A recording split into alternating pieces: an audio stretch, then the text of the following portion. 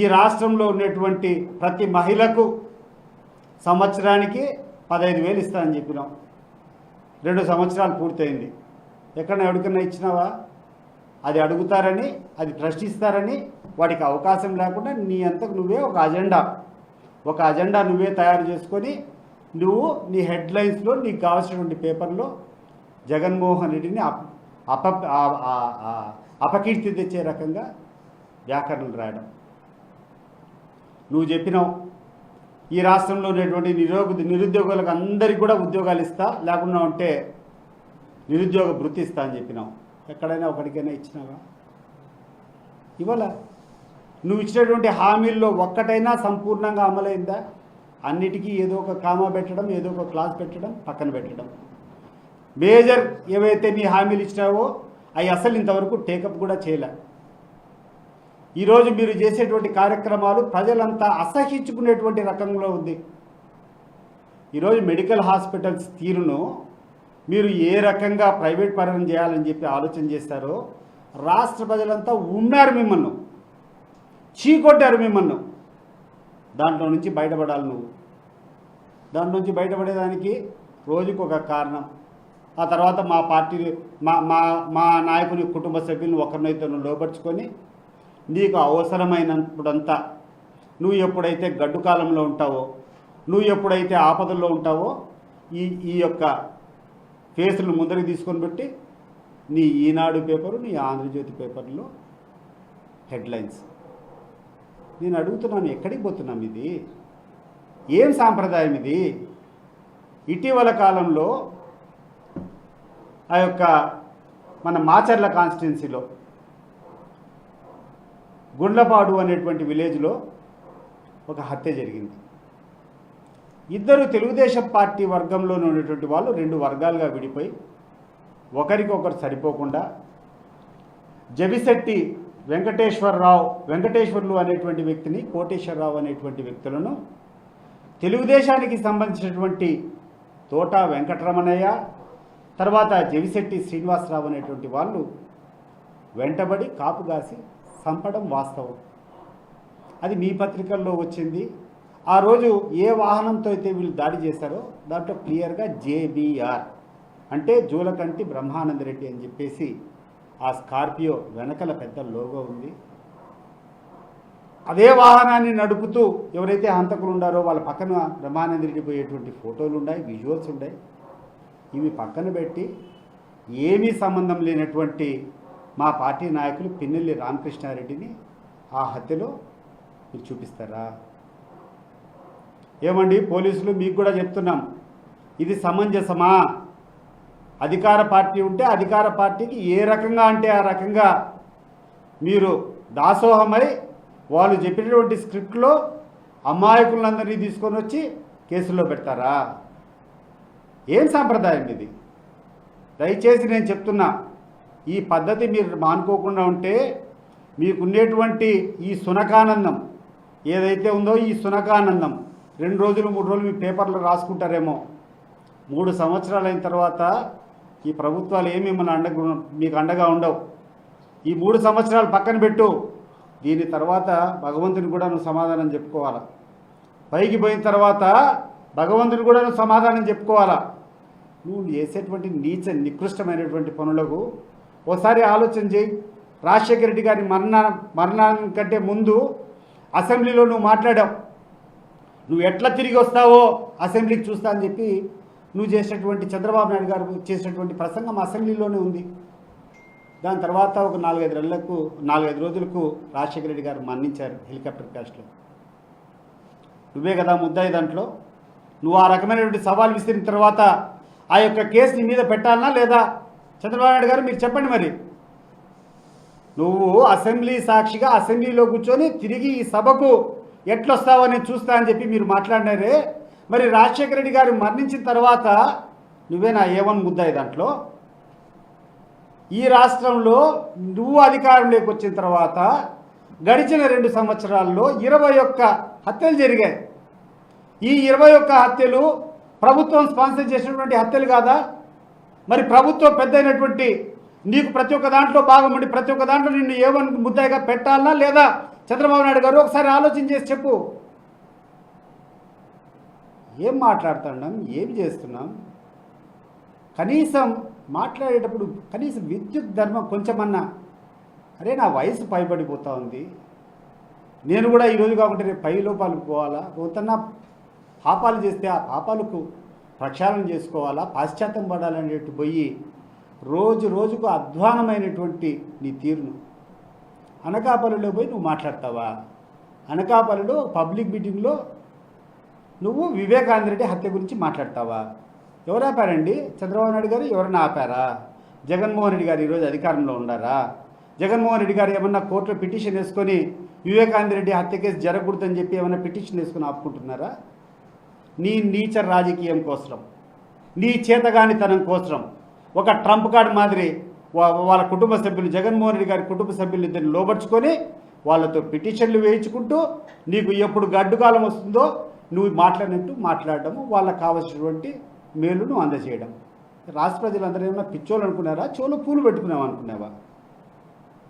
ఎప్పుడు నీకు ఇబ్బంది ఉంటే వాళ్ళిద్దరూ ఫోకస్ వచ్చి వివేక హత్య కేసు జరుపు సార్, ట్రైలు తొందరగా జరిపితే మేము కూడా చూడాలని ఉంది. కోర్టు చెప్తుంది కదా ఎవరికి హత్యలో సంబంధం ఉందో, లేకుండా అంటే ఎవరు దాంట్లో ముద్దాయిలో ఎవరు చేశారనేది కోర్టు తీర్పిస్తుంది కదా. ఎవడైతే దస్తగిరి అనేటువంటి వ్యక్తి ఈ హత్య చేశాడో వాడికేమో నువ్వు గన్మెన్లు, నువ్వు ప్రొటెక్షన్లు, వాడేమో బయట తిరగాల.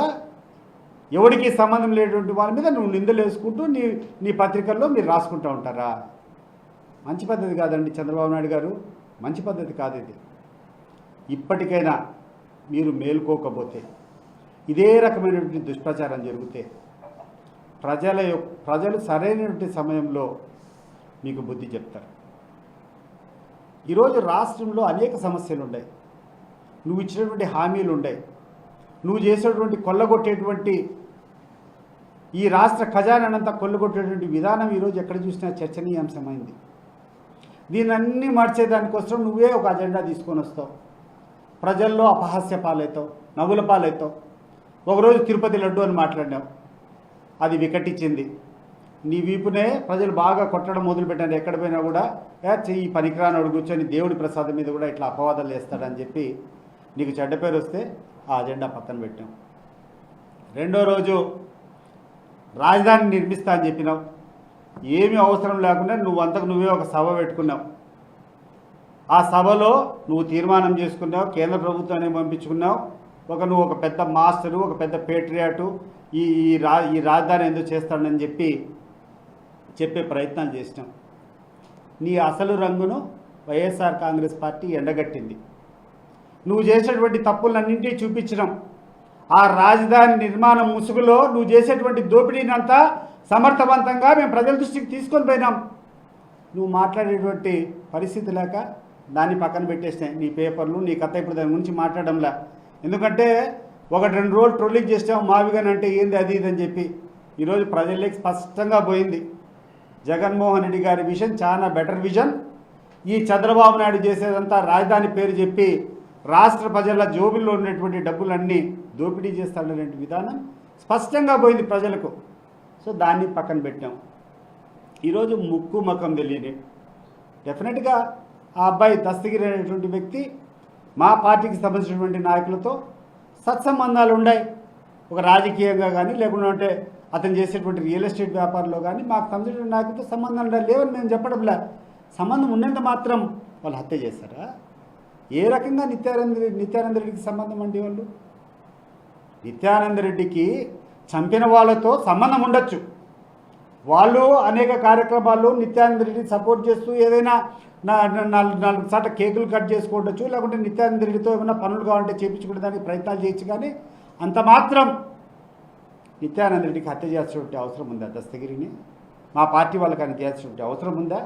స్పష్టంగా వాళ్ళు ఇచ్చినటువంటి కంప్లైంట్లోనే ఆ మారమ్మ గుడి దగ్గర జరిగినటువంటి దాంట్లో ఒకరి మీద పడి ఆ చిలికి గాలివాన మాదిరి మారి ఈ పిల్లోళ్లకు ఉన్నటువంటి ఆ చెడ్డ అలవాట్ల వల్ల ఆ మద్యానికో లేకుంటే ఆ బంగ్యాకో బానిసలై వాళ్ళు చేసుకునేటువంటి హత్యను తీసుకొని మా నాయకుని చుట్టేటువంటి ప్రయత్నం చేస్తావా?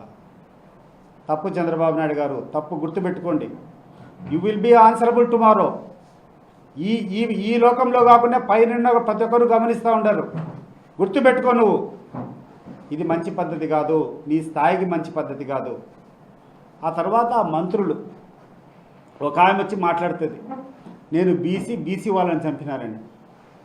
అమ్మ సవితమ్మ, నువ్వు ఎంత బీసీనో, జగన్మోహన్ రెడ్డి గారు బీసీలకు ఎంత చేశారో ఒకసారి ఆయన చేసినటువంటి కార్యక్రమాలు చూస్తే నీకు అర్థమవుతుంది. దేశ చరిత్రలోనే ప్రథమంగా, ఈ రాష్ట్ర చరిత్రలోనే ఏ రోజు లేని రకంగా 175 అసెంబ్లీ సీట్లు, 25 పార్లమెంట్ సీట్లు ఉంటే 200 సీట్లకు గాను 50% కంటే ఎక్కువ బీసీలకు, ఎస్సీలకు, మైనారిటీస్ ఇస్తా అని చెప్పి వాగ్దానం ఇచ్చి 102 సీట్లు, 200 సీట్లు దగ్గర ఉంటే 200 సీట్లు 102 సీట్లు, 103 సీట్లు ఈ వర్గాలకు ఇచ్చినటువంటి గొప్పతనం జగన్మోహన్ రెడ్డి కాకుండా నీకు వస్తుందమ్మా? నువ్వేమన్నా ఛాంపియన్ ఏమన్నా బీసీలకు? నువ్వేం చేస్తావు బీసీలకు? నువ్వు ఒకసారి పోయి చూడు. ఈళ్ళ లక్కప్ప అని చెప్పి మడకసిరిలో క్యాండిడేట్ ఇచ్చినాడు జగన్మోహన్ రెడ్డి. అతనికి ఒక ఉపాధి హామీకి పోయేటువంటి దాంట్లో చిన్న నౌకరీ చేస్తాడు, క్యాండిడేట్గా పెట్టి ఆయనకు అయ్యేటువంటి ప్రతి పైసా ఖర్చు కూడా పార్టీనే భరించే రోజు పెట్టింది. మైలవరంలో ఒక బీసీ క్యాండిడేట్కి తీసుకొని పోయి ఇచ్చినారు, ఒక జెడ్పీటీసీ స్థాయి వ్యక్తికి. ఆఖరికి ఆయనకు వాహనం తిరిగేదానికోసం కూడా మా పార్టీ నాయకుడే పెట్టుకొని క్యాండిడేట్గా పెట్టి అన్ని రకాలుగా మా పార్టీ అభ్యర్థిని మేము బలోపేతం చేసే ప్రయత్నం చేసినాం.